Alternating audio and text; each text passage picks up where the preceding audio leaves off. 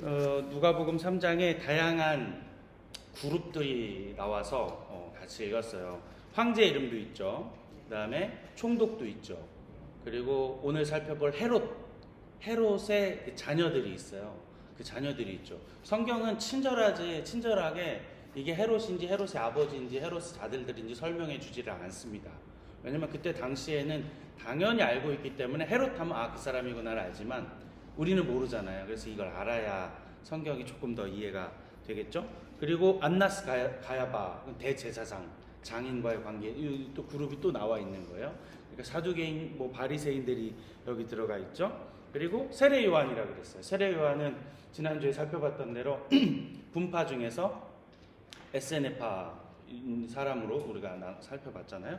그래서 그런 사람들이 여기 지금 나오고 있다. 그래서 누가복음 3장을 같이 읽었습니다. 오늘 하게 될 헤롯에 대한 이야기도 많이 있어서 참고하면 참 좋을 것 같아요. 오늘 세 번째 이제 시간인데요. 오늘 중간기 오늘 마지막 끝을 낼 겁니다. 그래서 중간기는 그리스 제국부터 시작해서 바사에서 그리스에서 두 제국으로 갈려지고 로마 통치받기 전까지를 우리가 중간기라 그랬는데 거기서 한 왕을 우리 주목해야 된다 그랬습니다. 그래서 셀리오코스 제국 중에 에피파네스 4세 그 왕이 성전에 들어가가지고 지성소에서 돼지피를 뿌림으로 인해서 한 사람이 봉기를 했잖아요. 그래서 마타디아라고 하는 사람이 그래서 마카비 혁명이다. 그래서 봉기가 일어나고 그 다음에 또 한 사람의 이름을 알아야 된다 그랬는데 요한 힐카누스라고 하는 사람이 왕이 되어지면서 독립시기를 진짜 가지게 됩니다. 그 왕가를 우리가 하스몬이라고 해가지고 같이 배웠죠. 근데 이 왕이 뭐하고 뭐를 겸직하려고 그랬냐면 왕과 제사장 겸직하려고 그랬잖아요. 그래서 문제가 돼가지고 분파들이 이제 찬성해요 이제 사두개인이 된 거고 반대요 바리새파가 된 거고 중도요 그래서 에세네파가 되고 또 나중에 헤롯당 열심당 이런 서기관들도 이제 분파가 생기게 됩니다.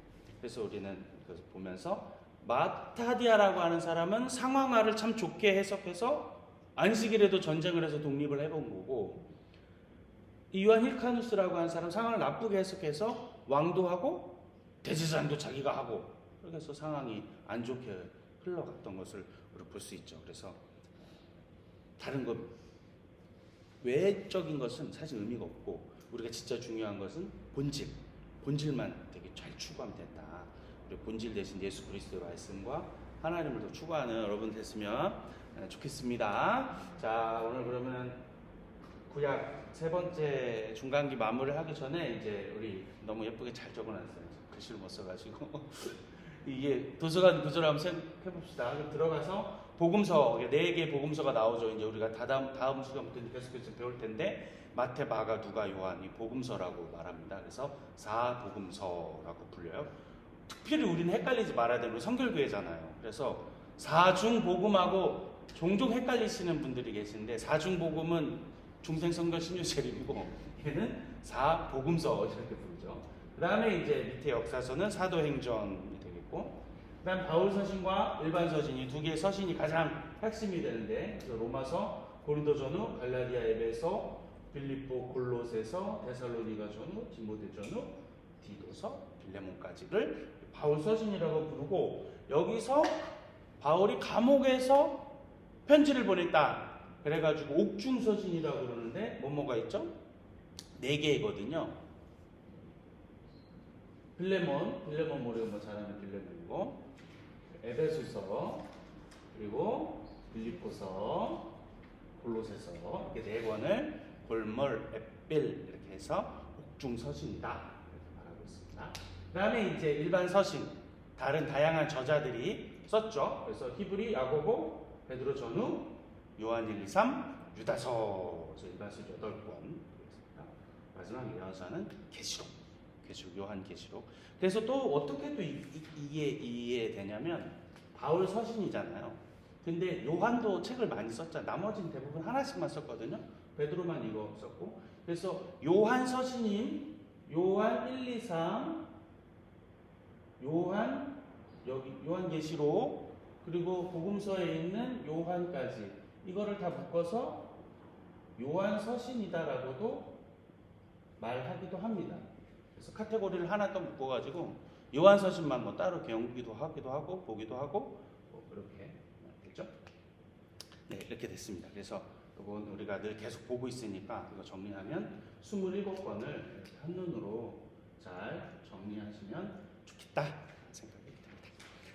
자, 오늘 세 번째 이제 중간기인데요. 중간기에 이제 몇 개를 좀 다뤄야 되는데 그게 뭐냐면 첫 번째 다뤄야 될 게 뭐냐면 로마 황제예요. 로마 황제 목록인데 이렇게 쭉 적어놨어요. 이거 이제 황제 때부터 적어놓은 거고 사실은 로마는 언제 시작됐냐면 BC 753년 3년에 시작됐거든요. 이때는 왕이었어요. 왕. 그냥 황제가 아니고 왕. 그래서 여러분 아시고 뭐 세계사에 배웠겠지만 우리도 막 당군이라고 막 해가지고 마늘하고 쑥 먹어가지고 살아됐다는 것처럼 이 로마 얘네들도 신화를 만들어놨어요. 그래가지고 로물루스 형제라고 늑대가 키워가지고 왕이 됐다 뭐 이런 게 있습니다. 얘네들도 신화를 만들어 놓은 게 있어요. 그래서 첫 번째는 한 500년까지는 왕정으로서 왕들의 거기는 뭐 굳이 우리가 보지 않아도 됩니다. 두 번째는 공화정이라고 왕을 사지 않고 원로원이나 그 공화정 제도를 쓴 거예요. 왕이 필요 없이 그냥 썼던 거예요. 그게 꽤나 오래 갑니다. 이게 언제까지 가냐면 27년, BC 27년까지 공화정을 하다가 이때 아우구스투스 때부터 첫 번째 최초의 황제가 나타나기 시작하는 거예요. 이 황제 이름을 왜 이렇게 싹 적어놨냐? 사실 이거 외우지 않아도 됩니다. 그냥 보셔도 되는데 왜냐하면 성경에서 등장하고 있어요. 종종. 그래서 그것만 한번 살펴보고 쓱 넘어가려고 그래요. 그래서 이제 공화정의 마지막 사람이 누구냐면 율리우스 카이사르라고 하는 사람이 있어요. 혹은 율리우스 시저 들어보셨죠? 시저든 시저든 가이사든 뭐 율리우스 카이사르든 다 같은 이름입니다. 다 같은 사람이죠. 이 사람이 공화정 마지막 때를 하면서 황제가 되고 싶었어요. 황제가 되고 싶어가지고 밑작업을 싹 다 했던 거예요. 근데 결국 황제는 못 되고 이 사람의 양자가 아우구스투스라고 하는 사람. 아우구스투스이기도 하고 아우구스이기로 부르기도 하고 옥타비아누스라고도 불리기도 합니다. 여러분 구글 치시면 두 개 이름이 동시에 다 나와요. 그래서 학적 이름, 뭐 성경의 이름 이러기 때문에 둘 다 그냥 같은 이름입니다. 아우구스투스 혹은 옥타비아누스가 양자가 되면서 자기 때는 못 이루고 자기 아들 때부터 이제 황제 제정 로마가 되는 거예요. 이렇게 로마의 역사는 이렇게 되었습니다. 역사라서 좀 따분하긴 한데 그래서 이 카이사르가 사실은 삼두 정치를 하거든요. 언론하고 싸우면서 우리가 삼두 정치는 우리나라도 하고 입법, 사법, 행정 이렇게 세 개의 권리를 가지고 이렇게 서로 하다가 이게 이제 잘 안 되면서 황제가 되고 싶어하는 그런 욕심들이 막 일어나면서 이제 황제가 됐어요. 그래서 이 황제 이름을 이렇게 적어놨는데 성경에서 좀 살펴볼 수 있기 때문에 이제 적어놨다는 거예요. 성경 한번 찾아볼까요? 누가복음 2장 1절 우리가 앞에 봤는데 2장 1절 여기 보면 뭐라고 되어 있어요? 그때에 가이사 아구스도가 나오죠. 첫 번째 아구스도가 27년 BC 27년부터 왕을 했으니까 대충 예수님이 태어난 그 시기랑 이제 맞아 이때 이제 통치하신 사람이라는 거예요. 그때 호적하라 그런 거예요. 그러니까 요셉과 마리아가 그 호적하려고 임신한 몸을 가지고 원래 자기 고향에 가서 호적하다가 아이를 낳게 되는 게 이제 베들레헴이 되는 거잖아요. 그래서 아구스도 그래서 됩니다. 두 번째 왕이 누구냐면 티베리우스라고 하는 왕인데 사실은 이 사람이 예수님의 공생애적 황제입니다. 공생애를 할 때 이제 황제가 돼요. 그리고 본디오 빌라도도 역시 이때 있고. 그래서 우리가 이제 이 티베리우스가 어떤 정치를 했냐면 사실은 밖에 있다 여기 오니까 되게 어색합니다. 제가 지금 여러분들 보는 오늘 수요 강의인데 이렇게 긴장되고 막 어색하고 낯설어. 낯설어. 출판도 작아. 티베리우스가 어떤 정치를 했냐면 좀 독특한 사람이었나 봐요. 독특한 사람이었는데 어디 섬에서 문서 정치를 한 거예요. 문서로 복을 다 받았어요. 이게 왜 이제 이해가 되냐면 공생애니까 누구하고 관련이 있냐면 빌라도하고 관련이 있거든요. 빌라도 총독이잖아요. 제가 이따 살펴보겠지만 빌라도는 총독이잖아요. 총독이니까 모든 보고를 대면 보고를 안 하고 문서로 받았단 말이에요. 원래 좀 잘못해도 좀 뭐 그래도 좀 수그러들거나 그런 경우도 있고 말도 잘하면 황제님 그게 아니고요. 이게 돼야 되는데 문서로만 보고를 했단 말이에요. 근데 문서로만 보고하다 보니까 어떤 정황, 상황 이해가 안 되고 그냥 공식적 언어가 되잖아요. 그러니까 빌라도가 밀란이 날 것 같더라. 밀란이 났다. 보지 아니하고 문서로 보기 때문에 빌라도가 두려웠어요. 두려웠던 거예요. 그러니 밀란이 날까 염려하여 공에 넘겨버린 거죠. 누구를? 예수 그리스도를. 이 사람이 그래서 그랬던 것 같다라고 생각이 됩니다. 자, 그 다음에 뭐 가이우스, 클라우디우스가 있는데, 여기 이 티베리오가 티베리우스의 이름이 티베리오입니다. 그 다음에 이제 글라우디오 네 번째 왕은 글라우디오인데 여기 어디에 있는 성경에 나오는지 찾아볼까요? 사도행전 18장 2절에 있는 말씀인데 사도행전 18장 2절에 우리가 성경을 또 잘 찾는 것도 성경 공부하는 사람들의 또 이 능력이 됩니다. 사도행전 18장 2절에 보면 아굴라라 하는 본도에서 난 유대인 한 사람을 만나니 글라우디오가 모든 유대인에게 명하여 로마에서 떠나라 한 고로 그가 아내 브리스길라와 함께 이달리아로부터 새로 온지라 바울이 그들에게 가매. 자, 그러니까 여기 글라우디오 나오죠. 이 왕이 모든 사람을 로마에서 추방시켜버렸단 말이에요. 로마에서 유대인 추방을 시켜버렸어요. 그래서 그 아굴라와 브리스길라가 로마에서 추방되어지면서 누구를 만난 거예요? 바울을 만난 거죠. 바울, 피스 오브 퍼슨을 만난 거예요. 평화의 사람 다 만나서 바울과 함께 아굴라 브리스길라가 엄청 귀한 일을 많이 하잖아요. 그래서 이것도 추방되었지만 하나님의 섭리를 때를 만나가지고 아굴라와 브리스길라가 바울과 함께 하나님의 선교 사역을 감당하는 게 이 왕이었다. 글라우디오 황제였대. 이런 일들이 있었다라고 살펴볼 수 있습니다. 자, 그 다음에 이제 우리가 살펴볼 수 있는 거는 이제 네로인데, 여러분 많이 들어봤잖아요. 네로는 엄청 많이 들어봤어요. 또 우리가 왜 네로를 좀 더 알게 되냐면 이 사람이 첫 번째입니다. 뭐의 첫 번째? 박해의 첫 번째.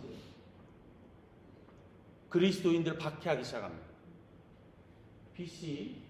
AD 64년에 무슨 일이 일어나냐면 로마의 화재가 일어나요. 대화재가 일어나요. 들어보셨죠? 대화재가 일어났는데 일본 놈들하고 똑같이 일본인들이 이걸 배운 거겠죠. 뭐 하여튼 나쁜 놈들이에요. 로마인들이 이 화재 원인을 누구로 지목시켜버려요? 그리스도인들이. 저 교회 놈들이 그랬다 그래가지고 엄청난 박해가 일어나기 시작합니다.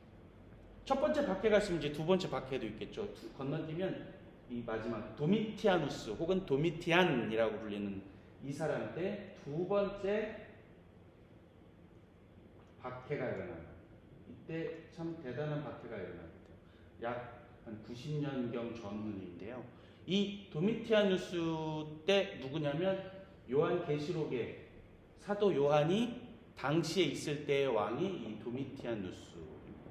그래서 요한계시록을 쓸 때에 그 황제를 피해서 많은 은어와 비유와 은유를 써가지고 계시록을 썼던 것은 요때이기 때문에 대박해를 피해서. 사실은 사도 요한이 반모라고 하는 섬에 유배되잖아요. 유배되어진 이유도 박해 때문에 유배되어져서 그런 일들이 있습니다. 나머지 뭐 갈바 오토 뭐 이런 일 다 그 기억하지 않으셔도 되고 이때 베스파시아누스라고 하는 왕이 이제 70년에 요때 예루살렘 멸망당합니다. 우리 70년에 멸망당하고 요때 멸망당하고 그때 로마의 성전을 다 부셨던 왕이 티투스라고 하는 장군. 그때 장군이었다가 나중에 황제가 되는 사람.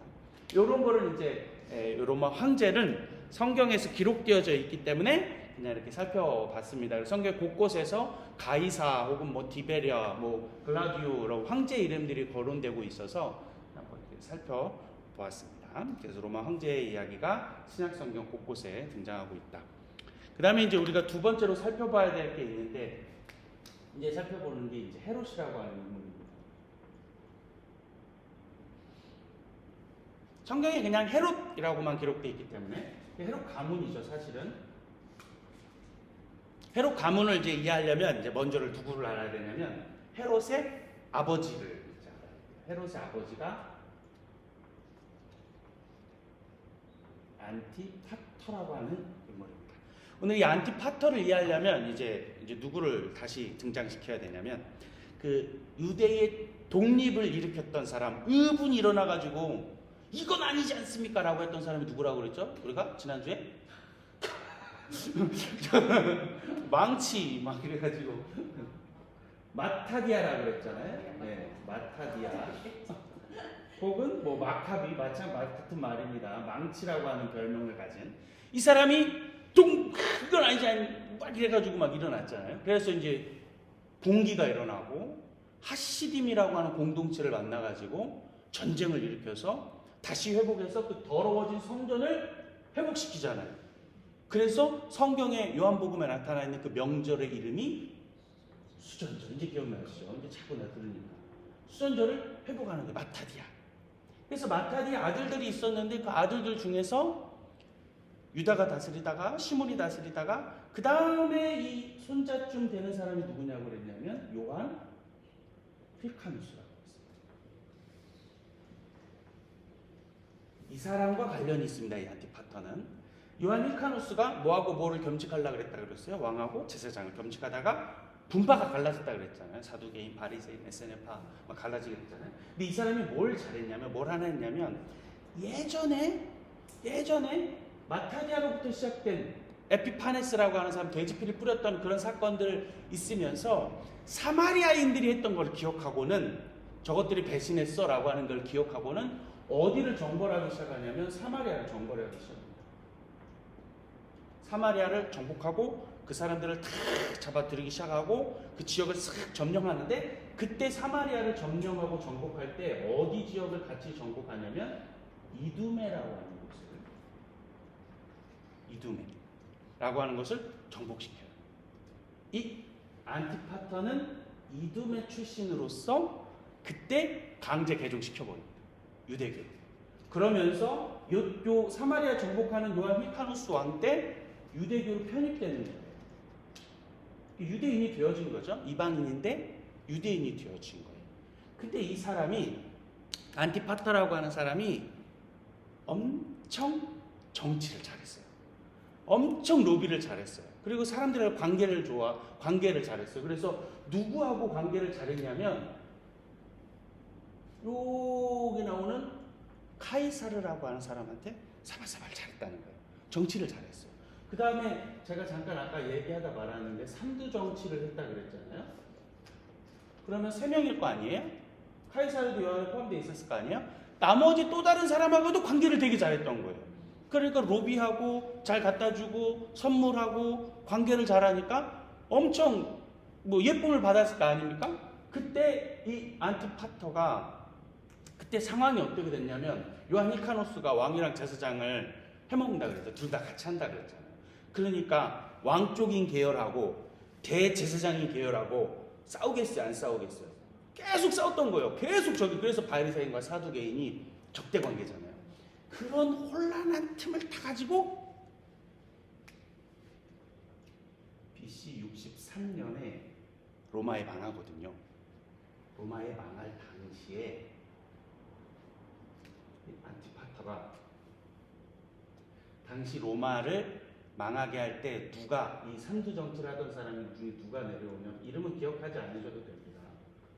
폼페이우스 장군이 내려와서 역시나 성전을 더럽히고 지성소를 파괴할 때 안티파터가 총독의 자리에 올라요. 유대인의 총독의 자리에 오른단 말이에요. 그리고 이 안티파터의 아들들에게 분봉 왕을 하나씩 내려주게 되어지는 거예요. 지게요. 그래서 분봉왕자를 하나씩 내려주는데 대충 뭐 지도 뭐 그렇게 지금 잘 대충 여기가 갈릴리 호수가 이렇게 있고요. 이렇게 요단강 흐르고 이렇게 사이가 있다고 한다면 이쪽은 헤롯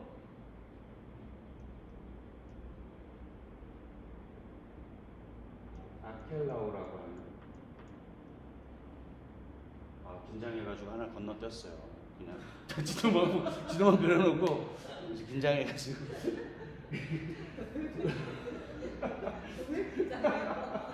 이쪽은 대충 그릴게요. 이쪽은 빌립이고 너무 가까워서 어여쁜 권사님들은 제가 잘 모르니까 나 긴장이 돼가지고 잘 못하겠네. 이거 큰일 났네. 안티파스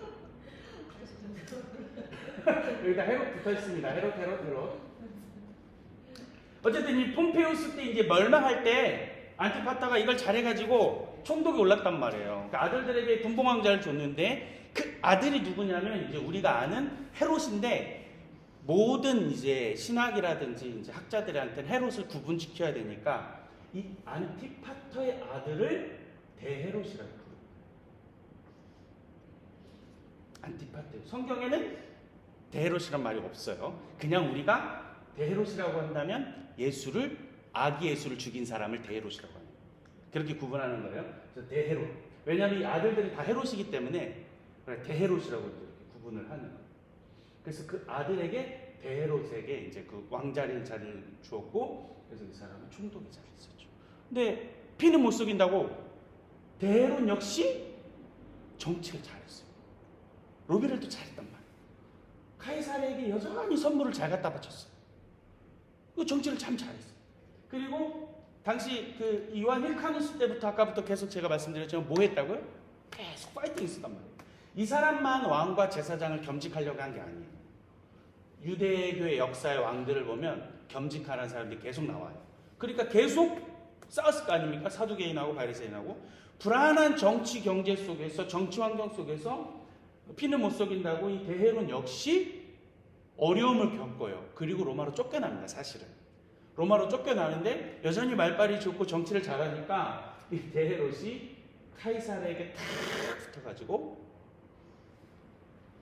도망자의 신세였지만 다시 컴백을 하는데 어떤 자리로 가지고 컴백하냐면 왕의 자리로, 왕이라고 하는 명칭을 받아가지고 유대 왕회로 복귀를 하는 거예요. 대헤롯이 BC 40년에서 4년까지 이제 살거든요.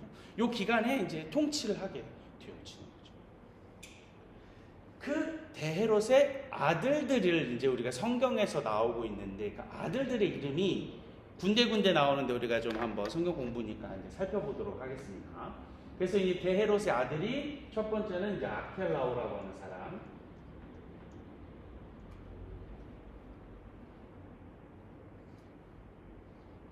유대, 예루살렘, 유대 지역을 다 다스렸어요. 그 다음에 이제 헤롯 안티파스라고 하는 사람, 갈릴리 호수의 서북쪽을 다스렸어요. 그 다음에 헤롯 빌립이라고 하는 사람, 요단강을 중심으로 오른쪽 갈릴리 동북쪽을 다스렸습니다. 성경에 거진 비슷하게 나중에 치시면 이런 그림이 나오고요.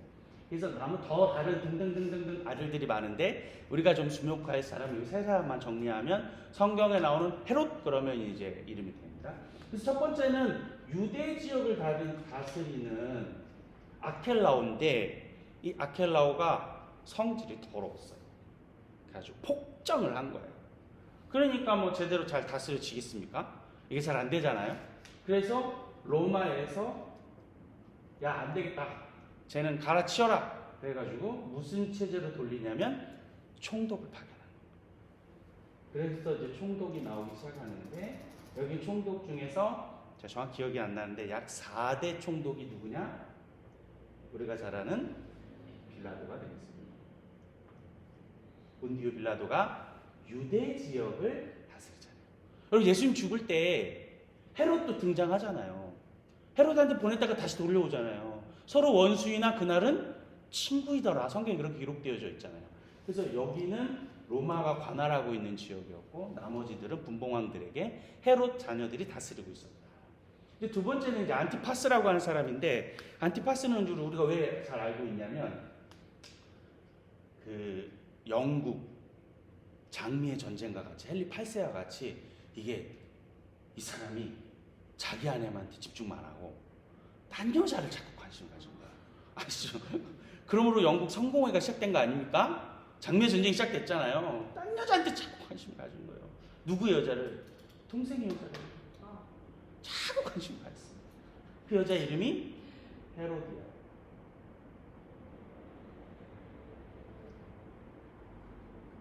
안 되잖아요. 이때 당시 이제 대쪽 같은 주님의 사자가 한 사람이 일어나서 왕이여, 그거는 아니지 않습니까? 라고 직언을 한 사람이 있어요. 그 사람이 누구예요? 세례요한이죠. 눈꼴 시켜 죽겠죠. 안티파스는 아름다운 헤로디아와 함께 이제 좋은 시간을 좀 보내고 싶은데 아니라 그러고.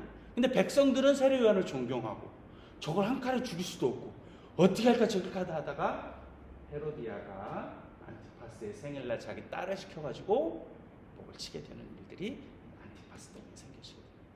헤로디아 딸의 이름은 살로메라고,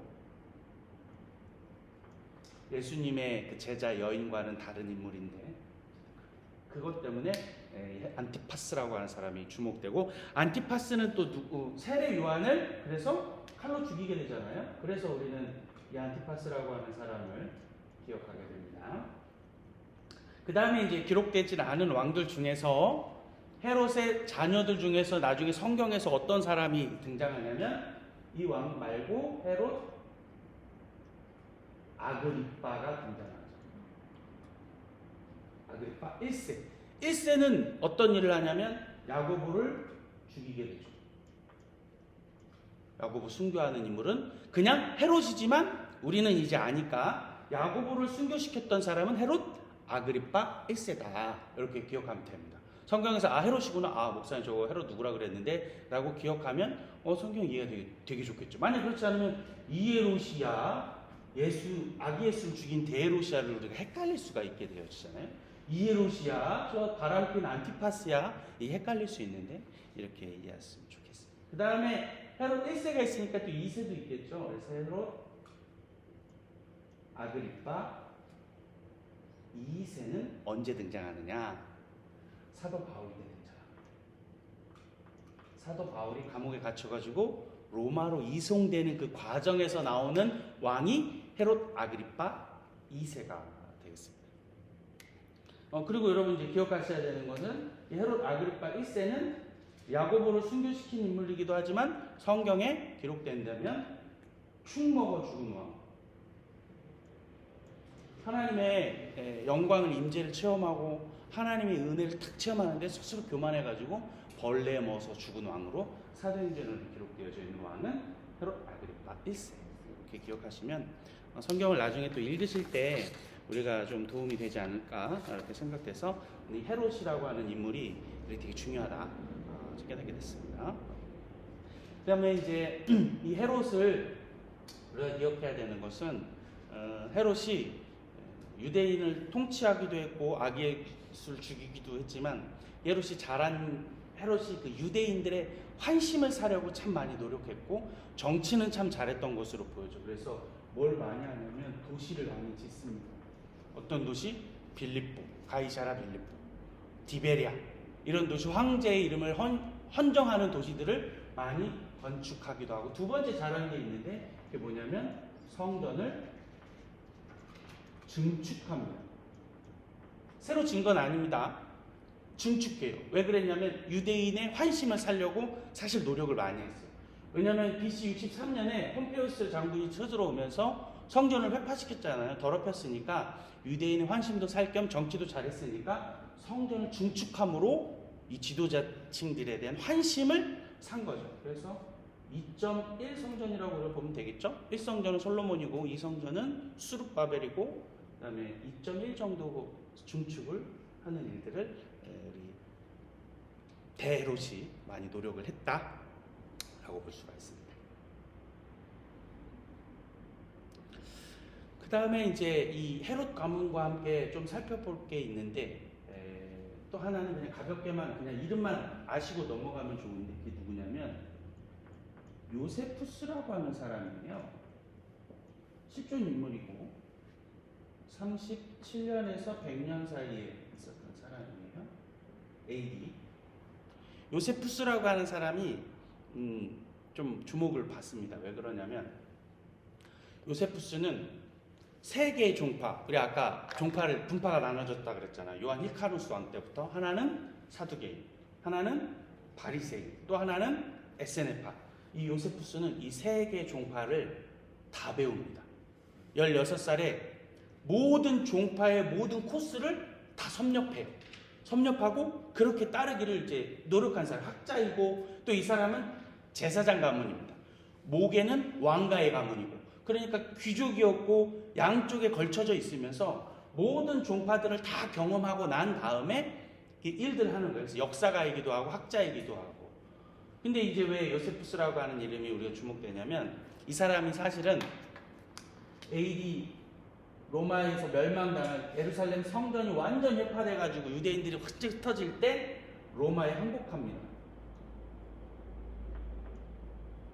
그래서 유대인들은 이 사람의 역사를 인정하지를 않아요. 그러나 우리 기독교인들은 요세푸스라고 하는 이름이 종종 들려질 거고, 혹은 설교나 혹은 담임 목사님들이 어떤 목사님들 강의를 들을 때 요세푸스라고 하는 이름이 등장하는데, 왜 그러냐면 예수님의 이 당시 역사, 로마의 초기의 역사, 유대교의 초기의 역사에 대한 저술과 자료를 엄청 많이 남겨놨습니다. 그래서 제가 종종 요세푸스라고 하는 이름을 거론하는 이유는, 이 사람이 유대교인들에게는 배척받은 인물이긴 맞지만 예수님의 생애를 정리하고 예수님의 그 전쟁사, 유대교의 전쟁사들을 잘 정리한 자료들을 엄청 잘 남겨놨어요. 그리고 결정적으로 요세푸스가 헤롯을 좋아했어요. 아니, 헤롯이 요세푸스를 좋아했죠.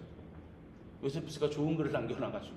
그래서 하여튼 좋아합니다. 헤롯 가문이 요세푸스와 가깝게 지냈어요. 그래서 사실은 요세푸스 때문에 세례 요한이 어디라고 그랬어요? 에세네파잖아요.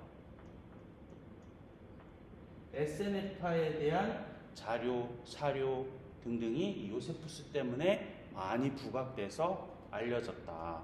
세례 요한의 가문이 예수님의 가문이기도 하잖아요. 그러니까 요세푸스 때문에 많이 알려졌다. 이렇게 요세푸스라고 하는 이름을 좀 우리가 알면 좋을 것 같습니다. 그 다음에 우리 이제 대헤롯을 한번 조금만 더 살펴볼 건데, 왜 대헤롯이 우리가 좀 기억해야 되냐면, 대헤롯이 한 일이 무엇입니까? 대헤롯이 한 일 중에서 가장 안 좋은 일은 뭐예요? 아기 예수를 죽인 거잖아요. 죽이려고 하는 거잖아요. 아기 예수 죽이려고 했죠. 그래서 대헤롯이 BC 40년에서 4년까지 살았으니까, 우리가 전에도 말씀드렸듯이 예수님은 BC 5년에서 약 4년쯤 정도로 태어났을 것으로 보는 거예요. 살아생전에 했을 거니까. 그래서 최대한 학자들은 요 나이를 추정하고 있습니다. 근데 어쨌거나 아기 예수를 죽이려고 한 인물이죠. 여러분, 이게 왜 되게 중요하냐면, 예수 그리스도를 죽이려 한 인물이 중요한데, 만약에 이제 우리가 성경을 읽을 때에 이런 관점에서 하나 본다면, 성경의 모든 스토리는 누구의 포커스가 맞춰져 있죠? 구약부터 신약까지 예수 그리스도에 맞춰져 있어요. 예수 그리스도의 오시는 길, 오신 예수, 다시 오실 예수를 그리고 있단 말이에요. 그러면 예수 그리스도가 오시는 그 길에 대한 관점으로 본다면, 이 대헤롯이라고 하는 사람은 상당히 주목할 만한 인물이죠. 왜? 아기 예수가 오려고 하는 그 길을 차단하려고 한 사람이잖아요. 되게 중요합니다. 그래서 이 대헤롯이 아기 예수를 죽이려고 했는데, 대헤롯의 집안이 어디죠? 대헤롯의 출신이 어디죠? 이게 이제 중요하죠. 대헤롯의 집안이 어디입니까? 안티파터죠. 안티파터가 아버지인데, 아버지가 아까 제가 설명했는데 어디 출신이라고 그랬어요? 이두메라고 그랬단 말이에요. 그럼 이두메는 어디인가? 이두메는 성경의 구약에서 에돔을 말하고 있어요. 자, 그러면 에돔은 누구의 조상이 되는 거죠? 에돔의 조상, 에서죠. 자, 그럼 살펴볼까요? 에서는 이삭의 쌍둥이 아들들이죠. 야곱과 에서이죠. 에서는 무슨 짓을 했어요? 야곱을 죽이려 했죠. 예수 그리스도가 오는 길에 있는 족장의 한 사람을 죽이려고 했죠. 그 다음에 에서는 뭐 했어요? 야곱과 떨어져 나갔죠. 반대편에 서 있던 사람이라는 거예요. 그래서 이 에서의 출신이 데헤롯이었고, 에서는 야곱을 죽이려 했고, 에서의 출신인 데헤롯도 아기 예수를 죽이려 했다. 이게 우리 여기서 중요한 것입니다. 그 다음에 이제 또 하나 살펴봐야 되는데, 그게 뭐냐면 이스라엘 백성들 가운데서 또 역시 예수 그리스도가 오는 길 가운데서 위협적인 인물이 있었는데, 그게 누구냐? 아말렉이라고 하는 족속입니다. 아말렉. 이게 왜 여기서 등장하느냐? 아니요, 다 연관이 다 있기 때문입니다. 우리 성경을 찾아볼까요? 창세기 36장 12절.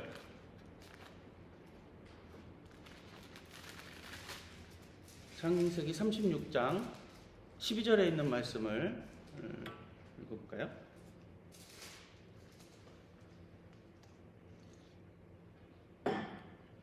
시작. 에서의 아들 엘리바스의 첩 딥나는 아말렉을 엘리바스에게 낳았으니 이들은 에서의 아내 아다의 자손이며. 아말렉이 누구의 자손이에요? 에서의 자손이죠. 근데 이 아말렉이 성경에서 뭐라고 기록하냐? 야비한 족속이요, 잔인한 족속이요, 이스라엘 백성의 뒷공무를 친 족속이라고 설명하고 있어요. 그 설명을 또 찾아볼까요? 출애굽기 17장입니다. 창세기 출애굽기 넘어가서 17장 14, 16절. 하나님의 말씀이 이상하지 않습니다. 아주 정확하게 기록되어 있는데 이 사건을 보고 이 말씀을 보면 이해가 되는 거예요. 출애굽기 17장 14, 16절을 보니까 중간쯤부터 14절 중간쯤부터 여호수아의 귀에 외워 들리라. 내가 아말렉을 없이 하여 천하에서 기억도 못하게 하리라. 16절이죠. 이르되 여호와께서 맹세하시기를 여호와가 아말렉과 더불어 대대로 싸우리라. 천하에서 없이 해라. 대대로 싸워라. 왜 그러냐? 이것이라고 하는 관점이라고 한다면 그렇습니다. 예수 그리스도가 오고 있는 그 길에 아말렉의 한 짓에 대한 글인 것이죠. 그 다음에 하나를 더 살펴볼까요? 신명기 25장 17절부터 19절까지인데, 신명기 25장 17절부터 25절까지 말씀을 함께 보겠습니다. 25장 17절. 너희는 애굽에서 나오는 길에 아말렉이 내게 행한 일을 기억하라. 곧 그들이 너를 길에서 만나 내가 피곤할 때에 내 뒤에 떨어진 약한 자들을 쳤고 하나님을 두려워하지 아니하였으니라. 그러므로 내 하나님 여호와께서 내게 기업을 주어 차지하게 하시는 땅에서 내 하나님 여호와께서 사방에 있는 모든 적군으로부터 내게 안식을 주실 때에 너는 천하에서 아말렉에 대한 기억을 지워버리라. 너는 잊지 말지니라. 아말렉. 여러분, 이런 관점이라고 한다면 아말렉을 집중돼서 하나님이 왜 이렇게 굳이 천하에서도 기억하지 못할 이름이라고 기록한 이유가 있겠죠. 있는 것입니다. 에서의 후손이 되어지는 아말렉이 그런 일인데, 하나 더 살펴보면 아말렉이라고 하는 인물을 우리가 살펴보다면 연관 인물로 누가 떠올라야 되냐면 아말렉을 진멸하라고 하나님이 시킨 왕, 이스라엘 왕 사울이죠. 사울이 하나님 사울에게 아말렉을 진멸하라 했는데 진멸하지 않았죠. 그래서 이 왕자가 사울에서 누구에게 넘어가요? 다윗에게로 넘어가게 되어지는 거죠. 자, 그런데 그때 다 진멸하지 아니하고 다 죽이지 아니함으로 하나님이 심판하시고 하나님이 진노하시고 분노하셨는데, 왜냐하면 이 아말렉이라고 하는 사람이기 때문인데, 그 다음에 이제 그때 당시 사울 왕이 전쟁하면서 아말렉 왕을 쳤는데 왕의 이름을 여러분 기억나시나요? 사울 왕이 전쟁할 때 아말렉 사람의 왕의 이름. 1번 아각, 2번 두각, 3번 삼각, 4번 누각. 아각이거든요. 아각이 또 어디서 등장하느냐? 구약성경 에스더에서 등장합니다. 아각 사람 함무 다다의 아들 하만이. 여러분 에스더 설명하면서 말씀드렸잖아요. 하만이 왜 주목받아야 돼요? 누구를 죽이려 한 거예요? 유다라고 하는 민족을 죽이려 한 것이죠. 유다는 어디 사람이에요? 야곱의 12아들들 중에 하나로서 야곱을 통해서 유다가 나오고 유다를 통해서 다윗이 나오고 다윗을 통해서 요셉의 아들 예수 그리스도가 오게 되어지죠. 이 하만이 명령을 받아가지고 유다 민족 포로 귀환자 이스라엘 백성들을 쳤다면 누가 못 오는 거예요? 다윗이 못 오는, 다윗이랬죠. 예수 그리스도가 오는 그 길을 끊어내려고 한 것입니다. 그래서 이 아말렉이라고 하는 사람이 중요하고 성경에서 하나님이 그렇게 저주하는 인물로 계속 주목하고 있는 것은 아말렉 후손이 하만이라는 사람이었고 하만이 이 길을 끊어버림으로 예수 그리스도가 오는 길을 막으려 했기 때문이다 라고 하는 거죠. 여러분 그러니까 성경에 이제 그 하나님이 그렇게 저주하신 이유를 알게 되는 것이죠.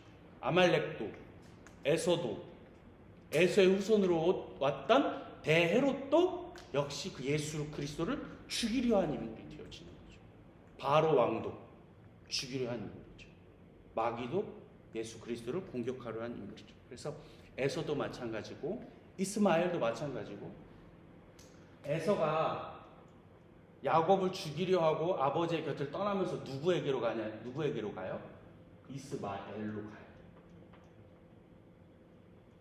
이스마엘에게 가서 여자를 얻어서 장가들어요. 우리는 깨달아야 돼요. 여러분 이스마엘은 누구를 떠났어요? 하나님의 약속의 사람 이삭을 떠난 거예요. 에서는 누구를 떠나요? 하나님의 약속의 사람 야곱을 떠나는 거죠. 우리 하나를 깨달아야 돼요. 하나님의 사람에게서 떠나면 안 됩니다.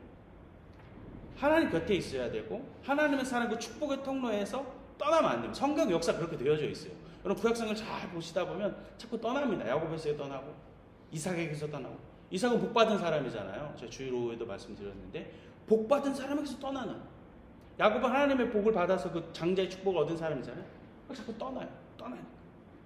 떠난 후손을 통해서 예수 그리스도를 죽이려고 하는 그런 길들이 마귀의 계략과 계계가 여기 포함되어져 있기 때문에 우리는 저 대헤롯이라고 하는 인물을 주목하고 지켜봐야 된다라고 하는 것입니다. 그래서 하나님의 사람을 결코 떠나지 마시고 의인의 길에서 떠나지 마시고 축복의 길에서 떠나지 마시는 우리 여러분들 되기를 간절히 바랍니다. 자 마지막으로 그럼 이제 중간기 이제 막 정리만 하고 마치도록 하겠습니다. 중간기를 이제 되게 3주에 걸쳐서 살폈는데 어렵잖아요. 역사였고, 그죠? 이름도 너무 많이 나오고, 왕들도 많이 나오고, 성경 공부야, 역사 공부야, 뭐 이런 기도 되고. 그런데 의의가 있어요. 이 의의를 하려고 제가 3주간 여러분에게 막 설명을 드린 거예요. 이 의의를 기억하면 사실은 1주, 2주째 딱 기억이 안 나도 오늘 것만 기억해도 사실은 돼요. 중간기의 의미가 거기다 들어가 있으니까. 자, 중간기라고 하는 거는 400년 기간이잖아요. 약 400년의 기간이잖아요. 약 400년의 기간에는 바사와 다니엘이 보았던 그 환상과 같이 금신상 그 환상과 같이 그리스 이후에 네 제국 끝나고 마지막 로마까지의 이 400년의 역사를 우리 중간기다 이렇게 말하고 있습니다. 이때 하나님이 침묵하셨다 그랬어요.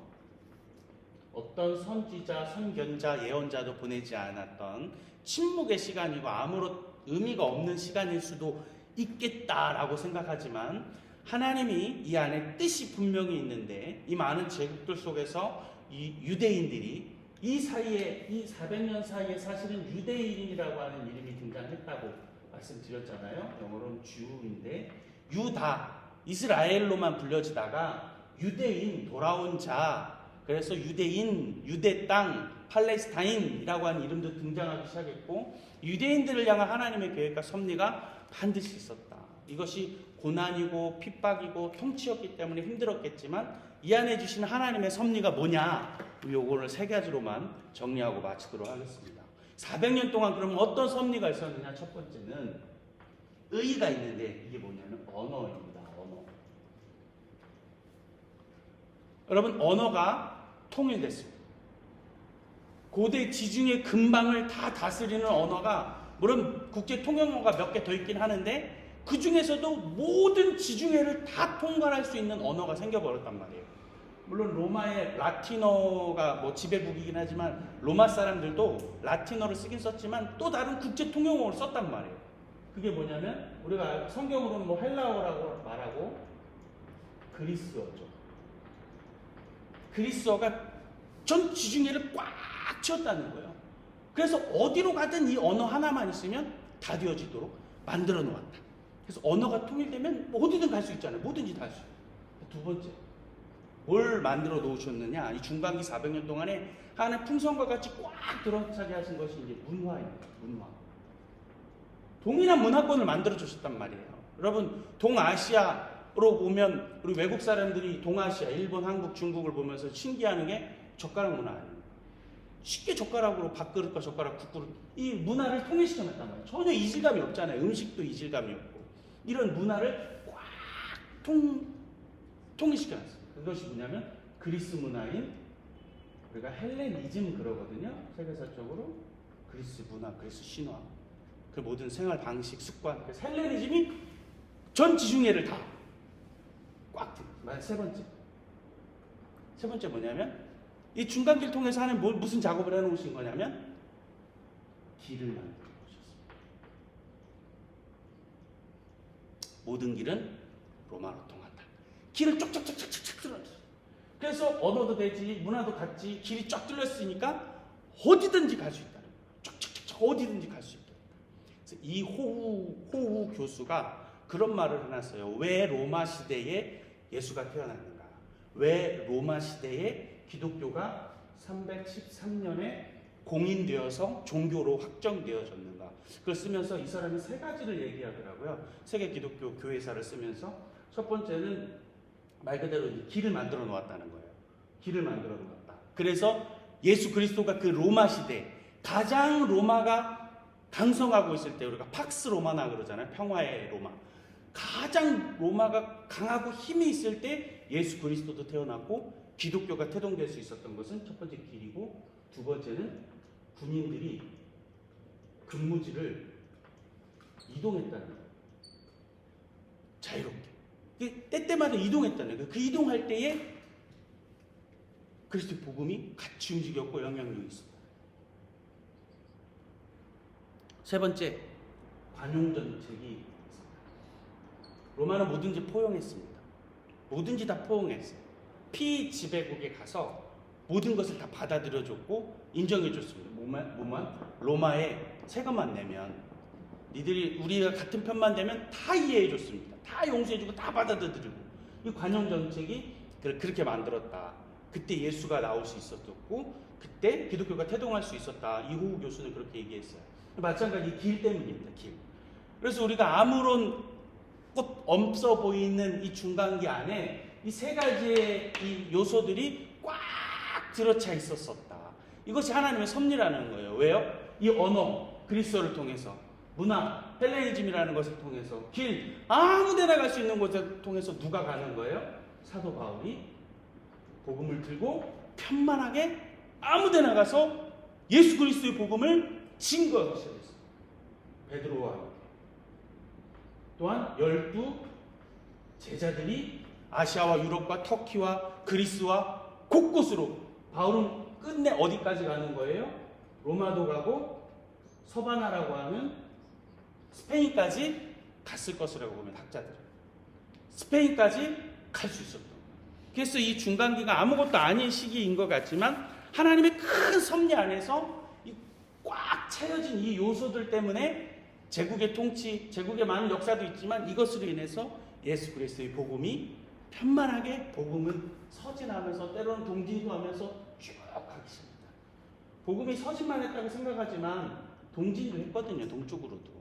여러분 우리가 알고 있는 중국의 경교 네스토리안들이 전해준 거거든요. 그 경교의 흔적이 어디에 남아 있어요? 신라에 남아져 있잖아요. 신라 유적으로 이게 십자가 모형이 있어요. 여러분 국사책에 아이들이 있어요. 저도 기억이 나고 우리 손자들 다 이거 동진도 있고 서진도 하는 거예요. 이것은 이 중간기 이런 요소로 말미암아 하나님의 역사가 하나님의 섭리가 일반 역사 가운데도 주관 개입 인도하셔서 예수 그리스도가 오기까지 예수 그리스도 오고 나서 부활 승천하시고 난 다음에 복음 증거되어지는 일에 하나님의 역사가 이렇게 사용되어졌다. 중간기를 세 가지로만 정리해도 된다 되는 것이죠. 일반 역사 가운데 이런 일들이 일어났다를 기억한다면 하나님의 무한한 섭리를 우리 깨달을 수 있습니다. 정리하겠습니다. 유대인들을 통치하는 마지막 로마가 예루살렘을 이렇게 점령을 하게 되죠. 그래서 오늘 다루자 BC 63년에 통치하기 시작해가지고 AD 70년에 완전 멸망을 시켜버려요. 그 다음에 이제 유대인들은 디아스포라 흩어지게 되는 거죠. 우리 한 2000년 만에 나라를 다시 되찾잖아요. 그런 역사가 여 안에 있습니다. 그때 이제 유대라고 하는 사람에게 유대라고 하는 사회에 들어왔던 가문을 우리 기억할 필요가 있다. 그래서 안티파터라고 하는 가문, 헤롯 가문. 헤롯이 예수를 죽이려고 했기 때문에 우리는 더 주목해야 하는 것이고 예수 그리스도가 오는 길들을 막으려고 했던 그 인물들이 에서의 후손이었고 에서의 후손 가운데 아말렉이었다라는 것을 우리는 꼭 기억해야만 합니다. 그리고 중간기를 통한 하나님의 섭리가 있는데 중간기를 통해서 언어를 문화를 길을 만들어 놓으심으로 예수 그리스도의 복음이 편만하게 펼쳐질 수 있었다는 사실을 우리는 중간기를 통해서 배울 수가 있습니다. 이 중간기가 비록 하나님의 말씀이 없고 허울과 허위의식이 가득 차 있었던 때지만 지난주에 말씀드렸던 것처럼 메시아 사상이 가득 차 있어서 우리의 본질 되시는 예수 그리스도를 오게 하고 기대하고 소망하는 시간이 되었다. 그래서 오늘 중간을 보면서 우리에게도 예수 그리스도를 소망하고 본질 중에 본질이시는 예수님을 기대하고 소망하는 우리가 됐으면 좋겠다 생각이 됩니다. 중간기 마지막 세 번째 강의를 여기서 이렇게 마치도록 하겠습니다.